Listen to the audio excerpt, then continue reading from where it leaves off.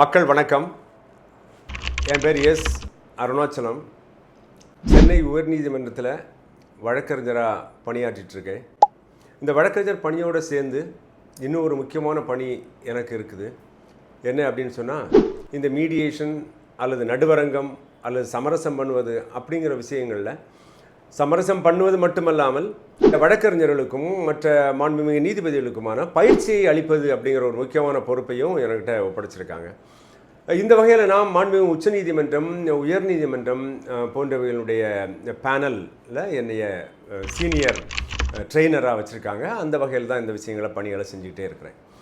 இது தமிழ்நாட்டில் மட்டும் இல்லாமல் பல இடங்கள்லையும், பல மாநிலங்கள்லேயும், பல மாநிலங்களுடைய மாவட்டங்கள்லேயும் போய் இந்த பயிற்சிகளை கொடுத்துக்கிட்டே இருக்கிறோம்.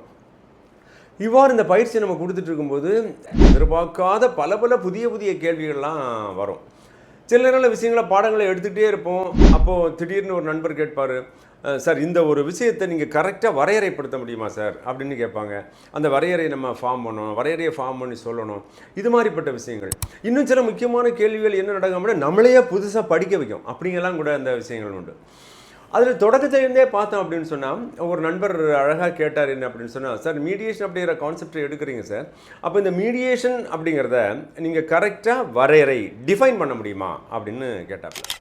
டிஃபைன் மீடியேஷன் அப்படின்னா என்ன அப்படிங்கிற விஷயத்தை நம்ம பார்க்கும்போது, mediation is a voluntary confidential process before a third party neutral called mediator who assists and facilitates the negotiation between the parties by using his communication and negotiation skills, by which the parties are taking a decision by themselves.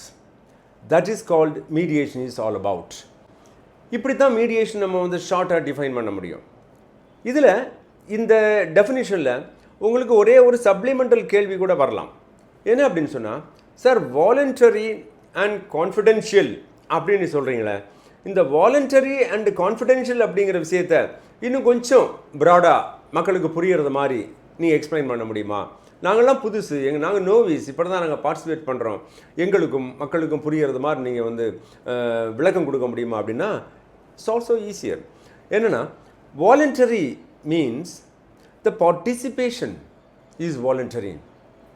இந்த parties ரெண்டு தரப்பினரும் வரவங்க, பொதுவாக ரெண்டு தரப்பினர் சொல்ல 3 தரப்பினர், எத்தனை தரப்பினர்கள்லாம் இருக்கலாம், பொதுவாக தரப்பினர்கள் அப்படின்னு வச்சுக்கோமே பார்ட்டிஸ்.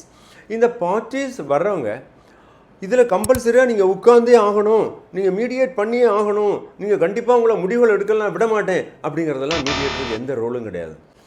மீடியேட்டர் அப்படிங்கிறது அதான் சொன்னோம், மீடியேட்டர் ஃபெசிலிட்டேட்ஸ் த பார்ட்டிஸ். அவங்கள வழி நடத்து தான் மீடியேட்டருடைய பொறுப்பு.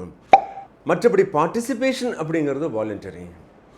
இந்த பார்ட்டிஸ் ஒருவேளை 2 செஷன் அட்டன் பண்ணுறாங்க, நல்ல எஃபெக்டிவாக அட்டன் பண்ணுறாங்க, நல்ல பார்ட்டிசிபேட்டிவாக பார்ட்டிசிபேட் பண்ணுறாங்க. அதுக்கப்புறம் என்ன ஆகிறாங்க, parties R not participating, therefore the mediator cannot take அவரை மீடியேட்டர் உடனே வருத்தப்பட்டு அப்படியெல்லாம் போயிட முடியாது. அல்லது மீடியேட்டர் உடனே அவருக்கு நோட்டீஸ் அனுப்பி, ஏன் நீங்கள் வரல, வந்து ஆகணுமே அப்படின்னா அவங்கள கம்பல் பண்ண முடியாது. ஏன் அப்படின்னா, அவுட் அண்ட் அவுட் இது பார்ட்டிசிபேஷனும் முடிவெடுக்கக்கூடியும் பார்ட்டியினுடைய விருப்பு உரிமைக்கு உட்பட்டது. இதுதான் வாலண்டரி அப்படின்னு சொல்கிறோம். அடுத்தது இன்னொரு கேள்வி உங்களுக்கு தெரியும், கான்ஃபிடென்ஷியல்னால் என்ன? கான்ஃபிடென்ஷியல் என்ன அப்படின்னு சொன்னால், நம்ம ரொம்ப சீரியஸாக யோசிக்க வேண்டிய கடமை உண்டு. கான்ஃபிடென்ஷியல்னால் உடனே நம்ம ரகசியமான அப்படின்னு யோசிச்சிட வேண்டாம். அப்படி அல்ல. கான்ஃபிடென்ஷியல் ரகசியமான, ஏதோ ரகசியமாக விஷயங்கள் நடக்குது, ரகசியமானு சொல்லும்போது பிஹைண்ட் த பேக் ஏதோ நடக்குங்கிறது மாதிரி கூட நமக்கு ஒரு அர்த்தப்படுத்தலாம். அப்படி இல்லை. இது கான்ஃபிடென்ஷியல் அப்படின்னு சொன்னால் ஒரு நம்பகத்தன்மை உடையதாக, இந்த பிரச்சனையை யாரும் வெளியே விட முடியாத, வெளியே பயன்படுத்தக்கூடாத, அல்லது யாரும் காசிப்பிங் மாதிரி வெளியே சொல்லிக்கிட்டு தெரிய முடியாத, வழிபோக்கர்கள் மாதிரி பேசிட்டு தெரிய முடியாத அப்படி ஒரு ப்ராசஸ் தான் இது. ஏன் இதை கான்ஃபிடென்ஷியல் அப்படின்னு சொல்கிறோம் அப்படின்னு சொன்னால், இது பார்ட்டிஸுக்கு தெரியும், இது அவங்க வழக்கறிஞர்களுக்கு தெரியும், இன்னும் மீடியேட்டருக்கு தெரியும். இந்த 3 நபர்களை தவிர வேறு யாருக்குமே அங்கு பேசப்படுகிற விஷயங்கள் தெரியாது. அதை வெளிப்படுத்தவும் கூடாது. எத்திக்கலி தெரியுறோம். இன்னெல்லாம் யோசிச்சு பாருங்கள். அதில் பார்ட்டிசிபேட் பண்ணக்கூடிய ஒரு தரப்பு வழக்கறிஞர் அடுத்த தரப்புக்கிட்ட இருந்து எடுக்கக்கூடிய இன்ஃபர்மேஷன்ஸை அவர் நீதிமன்றத்திலேயோ அல்லது வெளியவோ பயன்படுத்த முடியாது. இன்னும் நம்ம கொஞ்சம் அழுத்தமாக சொன்னோம் அப்படின்னு சொன்னால், நான் ரிசீவ் பண்ணக்கூடிய மீடியேட்டர் ரிசீவ் பண்ணக்கூடிய ஒரு விஷயத்தை அவர் ஒரு மனைவிட்ட போய் உட்காந்து சும்மா கதை அடிக்கிற மாதிரி பேசிக்கிட்டு இருக்கோம் அப்படின்னா அது கூட எத்திக்கலி ராங். அப்படி தான் இந்த விஷயத்தை பார்க்குறோம். அதனால தான் அந்த வகையில் தான் இந்த விஷயங்கள் கான்ஃபிடென்ஷியல் அண்ட் வாலண்டரி அப்படிங்கிற ரெண்டு விஷயத்துலையும் மிக அருமையான முக்கியத்துவத்தை இந்த டெஃபினேஷன் பெறுது. இன்னொரு வார்த்தை அதில் நீங்கள் பேசியிருப்பீங்க, ஏற்கனவே நான் டச் பண்ணியிருக்கேன். அந்த வார்த்தையை வந்து facilitates. It facilitates the parties. எப்படி ஃபெசிலிட்டேட்ஸ் அப்படின்னா, இது வந்து இந்த மீடியேட்டர் வந்து இந்த பார்ட்டிஸை அப்படியே ஒரு வழி நடத்துகிறார். எப்படின்னா யோசிச்சு பாருங்கள், புரோக்கன் கம்யூனிகேஷன் ரெண்டு பேருக்கும் இல்லாமல் இருக்குது. இதனால தான் தகராறு வருது, சத்தம் வருது, சண்டை வருது, பிரச்சனை வருது, குழப்பம் வருது, எல்லாமே அதனால தான் வருது.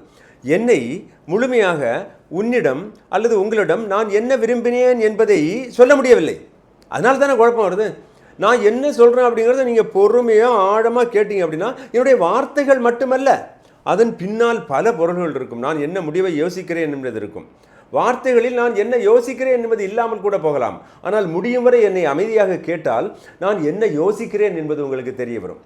எனவே அதனால தான் சொல்கிறேன் அப்படின்னு சொன்னால், மீடியேட்டர் இந்த broken communication between the parties என்பதை சேனலைஸ் பண்ணி அவர்களே வழி நடத்துகிறார். இந்த முடிவுகளை இந்த மீடியேட்டர் அல்லது நடுவர் எடுப்பதற்கு உரிமைப்படாதவர். நான் இந்த முடிவை சொல்லுகிறேன், நீ கேட்டு ஆக வேண்டும் என்பது அல்ல மீடியேஷன். எனவே மீடியேட்டர் என்பவர் அல்லது நடுவர், இந்த நடுவரங்கத்தின் நடுவர் என்பவர் அவர்களை வழிநடத்தி செல்கிறார். செல்லும்போது அவர்களே ஒரு முடிவிற்கு வருகிறார்கள். இவர் மீடியேட்டர் அவர்களை குளத்தை நோக்கி நகர்த்தி கொண்டே செல்லுகிறார். அங்கே தண்ணீர் அருந்துவதோ அல்லது அங்கே குளிப்பதோ அல்லது எப்படி குளிப்பதும் என்று முடிவு செய்கிறதோ அல்லது எப்படி தண்ணீரை அருந்துவது முடிவு செய்வதோ பார்ட்டிஸ், தரப்பினர்களுடைய முடிவு. அப்படித்தான் இந்த டெஃபினிஷன் செல்லுகிறது.